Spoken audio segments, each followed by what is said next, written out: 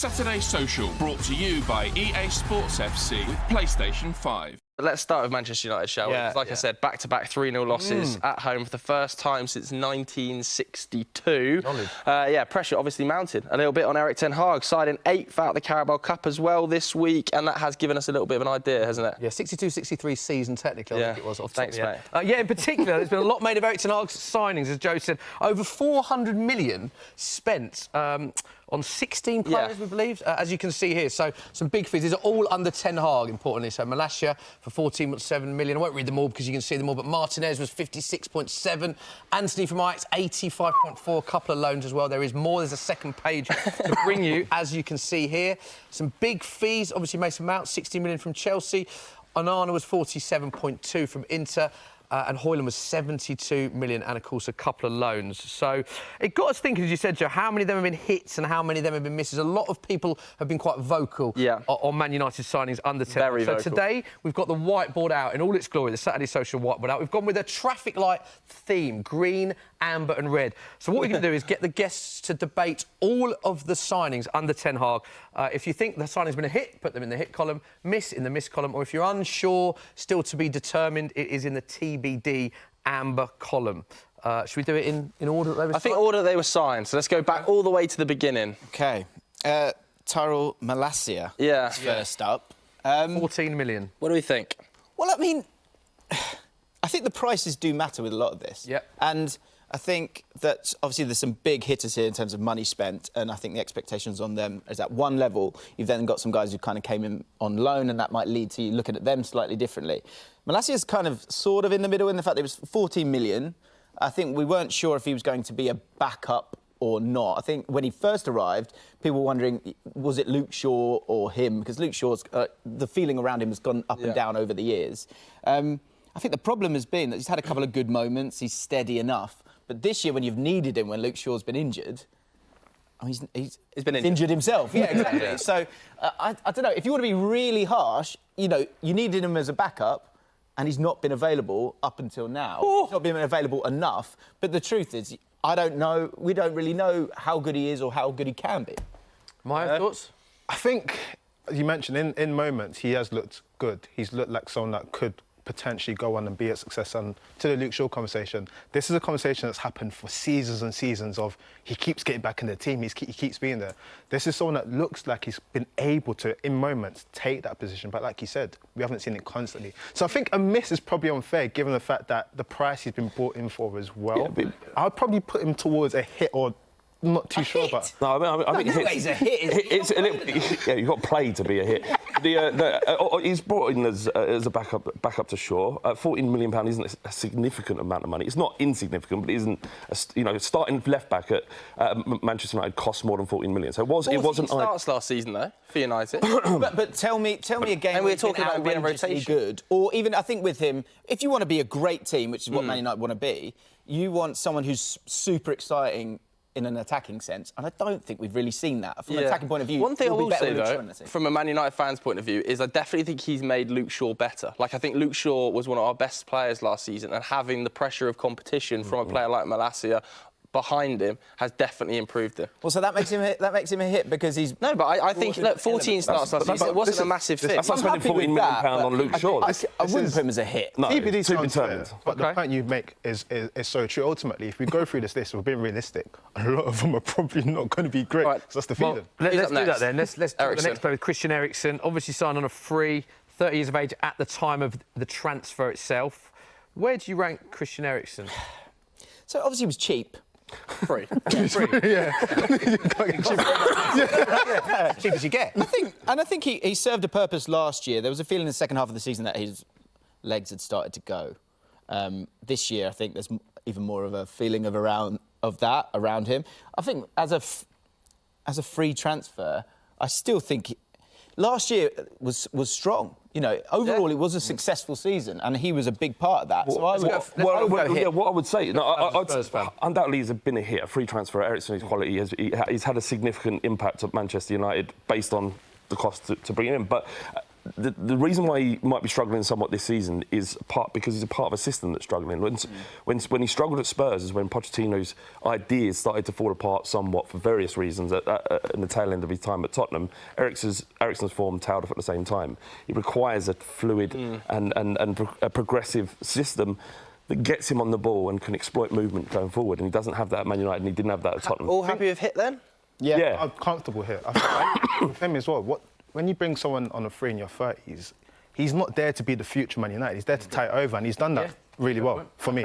He's a hit then. Next up. Lisandro Martinez. Yes. I think I like him. I think he's cost us a solid amount of money, 50-odd, right? 56, right? Yeah. And I think he's proven that he's got the right kind of tenacity. I think he's fantastic on the ball. And again, you know, it sort of bleeds into your problems with Ten Hag, because there's a lot of players here that there's more sort of in them in a better system, like you're saying. And in terms of those players, and I think it's maybe worth focusing on those Ajax players, because you've got players like coming in and you're thinking, he should be the start of something. He's technically superb, but he's not been put in a system that allows him to thrive in that sense. But Ten Hag said that he can't play the system he played at Ajax. He was forced to start to implement that. Yeah, I think that's a nonsense. Don't bring in these players. But I think he had the idea play to. that way. He wanted to, and that was the idea at the beginning, and then he realised, oh my God. But just to defend a little bit here, defend United a little bit, like Martinez, excellent last season, like third place, Carabao Cup winners. He was an integral, if not the best player in the side. And then he picked up the broken foot injury and then obviously had another problem with that same injury this season. So we haven't really seen him back to fully fitness. And when he's been fit and playing, he's undeniably been a hit, sure. I think this is why this is a great thing to do, because although it's sort of piece by piece, it's not totally on some of the players. And Martinez, as an example, I think he's the biggest hit probably of all of them. OK, put him in then, hit. Next one, Casemiro. Now, this is an interesting one because this is a player that has caused a lot of debate. I think it's fair to say on social media. Had a lot, good season last season. We saw a lot of people critiquing him this season. So I'm intrigued to know where you put Casemiro. Flav, let's start with you. Where would you put Casemiro here? When he was signed, Manchester United were in a mess. By his own, comment, he said, "Don't worry, I'm coming to fix this." Yeah. And he did. He transformed 70 million pounds, but for a player of his reputation, coming from Real Madrid, 70 million pounds probably about right. And he had an excellent season last year. Just because we're 10 games into the first season, it hasn't quite worked this season, doesn't mean that you discount what he's done previously.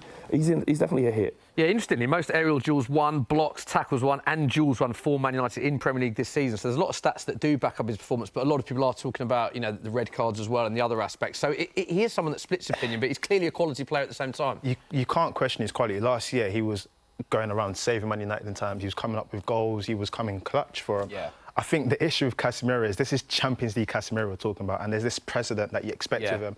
And in big moments when you're not able to be available for games because it gets suspended, or it looks like your level is dropping, you then have to start to, like you said, you start thinking, we've spent 70 million on a player that looks like by the end of next season, he could probably be done for. And that's where that maybe isn't a reflection on him, more a reflection on the system, but does that make him a hit? If he's going to be... And you get 4 years out of him. Do you have to take his age into account here? Yeah, I think, this is the thing. If you get 4 years out of him and he's cost 70 million, and those 4 years are really, really solid, and the first year, let's remember, he was brilliant last year. Absolutely brilliant. This year, it's not been brilliant. There's other factors in that, and he looks a little bit alone in the midfield at times. But I think if you get another 2-3 solid seasons out of him, you can live with the 70 million. If you don't, and he completely falls away, then 70 million is too much. And as a general strategy, I get you wanted to bring in experience, but it's a waste to a point of a lot of money. So where are you thinking, guys? I think it's a hit. I don't think it's an argument. I think with a better manager and better overall recruitment, it's a hit for me. But we don't know yet. Okay. So in this moment, again, going off what he did last season, he has delivered for them. Yeah. I think he has been a hit, but in totality, what it be United. But you can't predict what might happen. Like, you might have... If we go 2-1, let's get him up. He's a hit, but is he a hit? OK. He's a hit. He's not a smasher, is he? Antony. Wow. OK. 85 million. Yeah. So, again, with that long list, I think there's some guys that you've put a lot of money on and they need to be good. You know, if you have a go at the Chelsea signings, you've got a few 25 mils, and then you've got those big numbers for Caicedo and Mudryk, and so the expectations are higher on them. Antony could well define Ten Hag's time as Man United manager, because they seriously have overpaid for what we have seen. He has not delivered. And again, if you have him in a system that's working really well, he obviously did well at Ajax. He did have creative output. But there's been none of that at Man United. So miss? Massive miss. I think this is probably the biggest miss. I think ultimately, given the price paid, and ultimately to what James said, when a manager puts faith in a former player as well, there's more eyes in it. It's like you have to deliver. A lot of expectancy. A lot of expectancy, and at no point have we seen... We're not even seeing real glimpses. And even when you try to make allowances or sort of, it's going to come soon, it's just not working. And if you think about that price in the market, what you could have potentially got, this is a big miss. Yeah, 100%. And also, I think his failings at Manchester United have added pressure on Ten Hag that wouldn't have been there if they hadn't signed Antony. Interesting. OK, the next few, we've got a few loans now. Let's do them all together. Let's do them together. Grab the loan pile. I think we've got 4 together. So we've got Martin Dubravka, loan from Newcastle, 2 League Cup appearances back now at Newcastle. Jack Butland, no Premier League appearances now at Rangers. Wout Weghorst and Marcel Sabitzer. So because they're loans, we won't spend... Yeah, is there any on there that aren't... I think Sabitzer was a hit last year.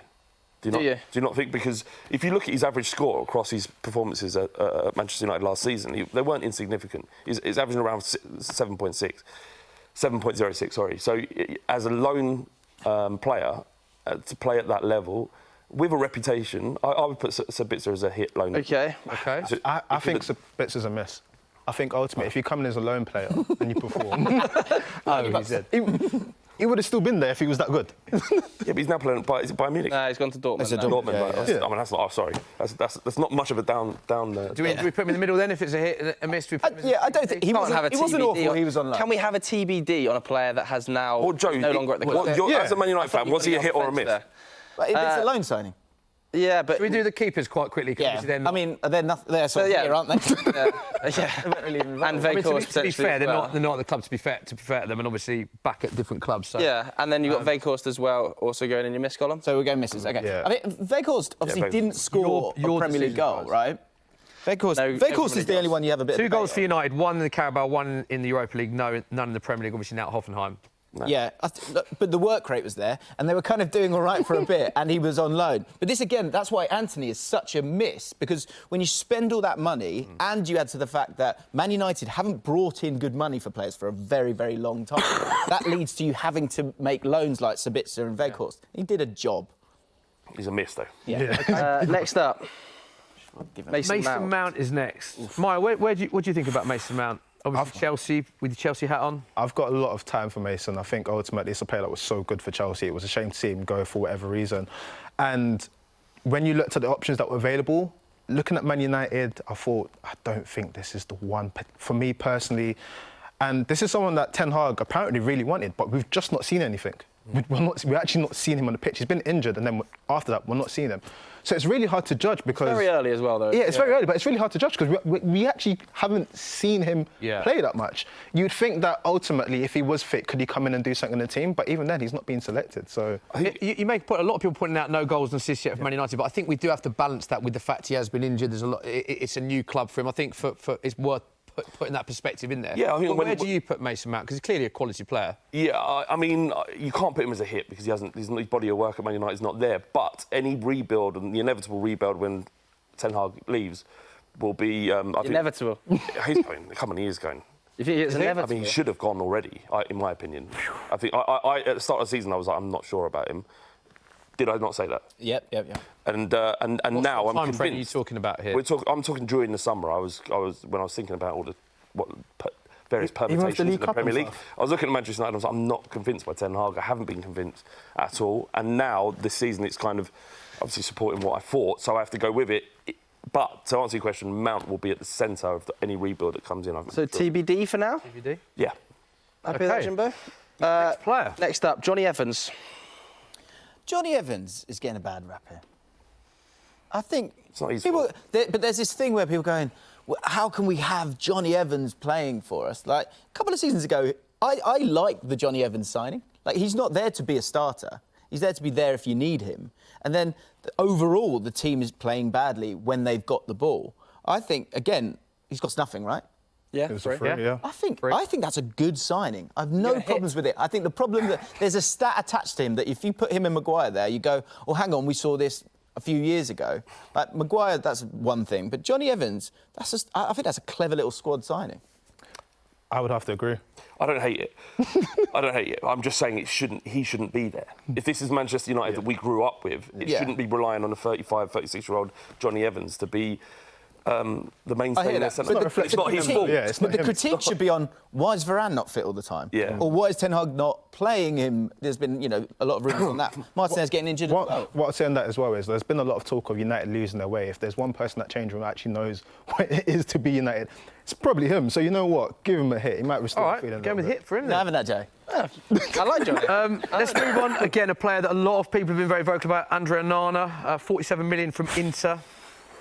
Myra, should come to you first because Yeah, the big issue. you had a big huff, yeah. So Big issue with goalkeepers when you're replacing number one, as you will know, is that you have to forget about the ghost of the previous number one. His performances this season still have us having conversations about De Gea. Therefore, it's a miss. If you can't eradicate the ghost of the previous number one, surely you're not performing at that level. I know it's early days, but the stuff that he's been brought in that people champion him for in terms of the passing and whatnot, we're not seeing enough of it.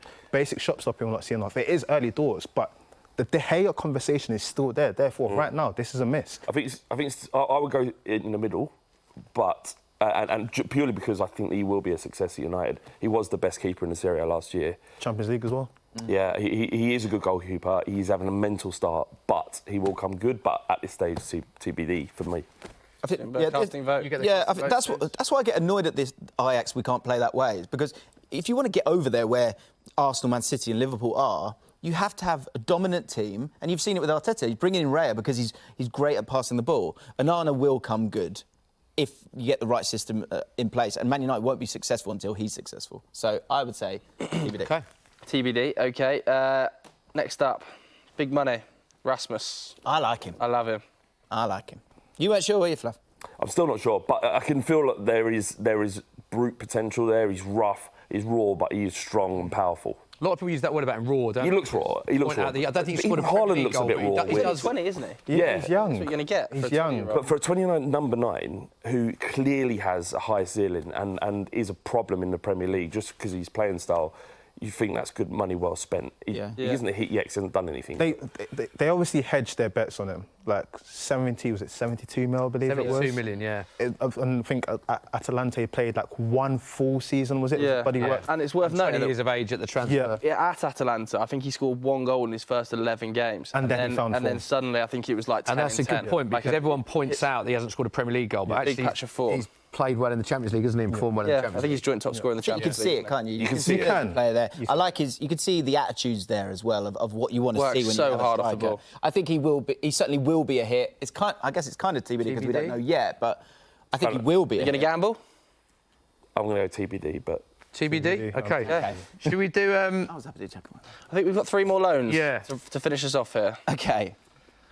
We've got Altay Bayande, we've got Reguilon, and we've got Sorry, Sofian Jim. and- How Manchester United buying a 4th choice left back from Spurs as a solution is beyond comprehension. Well, I think it's an injury crisis. You're not having that at all, Flav, you're not? It's madness to me. Like I grew up watching that Man United, but that Man United doesn't exist anymore if Reguilon is your 1st choice left back.